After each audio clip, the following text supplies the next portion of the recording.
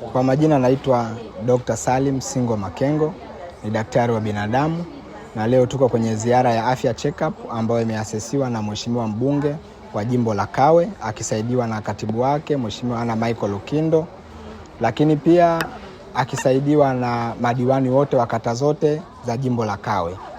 Kiukweli watu wamejitokeza kwa wingi, kiukweli watu wana changamoto, wanahitaji msaada sana wa kitabibu, wanahitaji msaada sana wa matibabu na ushauri, na idadi ya kubwa ya watu kata zote tulizozunguka wamejitokeza kwa wingi sana.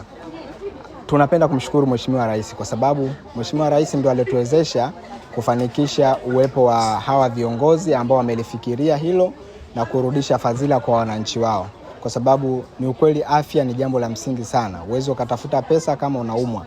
Kwa hiyo Mheshimiwa Rais kupitia viongozi waliowachagua, Mheshimiwa Dr. Samia Suluhu Hassan amewezesha viongozi hao, wamekumbuka wananchi na wameletea huduma ya afya check-up. Watu wamechekiwa leo, tumegundua changamoto tofauti tofauti.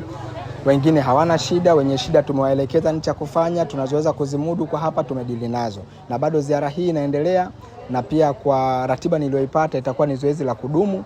Tunaangalia na wenzetu wakubwa namna gani ya kuifanya iwe ni zoezi la kudumu katika jimbo la Kawe. Kila baada ya miezi mitatu au miezi sita tunafanya tena, kwa sababu wenye uhitaji ni watu wengi sana. Kiukweli matibabu ni siri ya mgonjwa, lakini kwa maslahi mapana ya jamii tumegundua watu wengi wanazunguka, wanatembea, wanaumwa, hususan kesi za mapresha zimekuwa ni nyingi. Watu wana presha na watu wana magonjwa mengi ambayo sio ya kuambukiza, lakini yakikaa nayo kwa muda mrefu yanaweza akaleta madhara kwenye mwili wake. Kwa mfano unapoongelea presha mtu anapokaa nayo kwa muda mrefu anaweza akafikiri ni kichwa cha kawaida, akawa anakunywa Panadol, kumbe ni presha.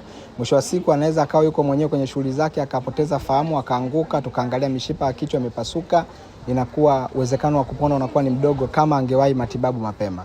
Sasa kwa kuliona hili, kwa kupitia viongozi wa serikali chini ya kiongozi wao mkuu Dr. Samia Suluhu Hassan na viongozi waliowateua, Mheshimiwa mbunge wa jimbo la Kawe, katibu wake Mheshimiwa Anna Michael Lukindo na madiwani wote wa kata wa jimbo la Kawe wameliona hili kwa ukubwa, ndio maana tumeanza kufanya huduma ya afya check-up kwa wananchi wote wa jimbo la Kawe.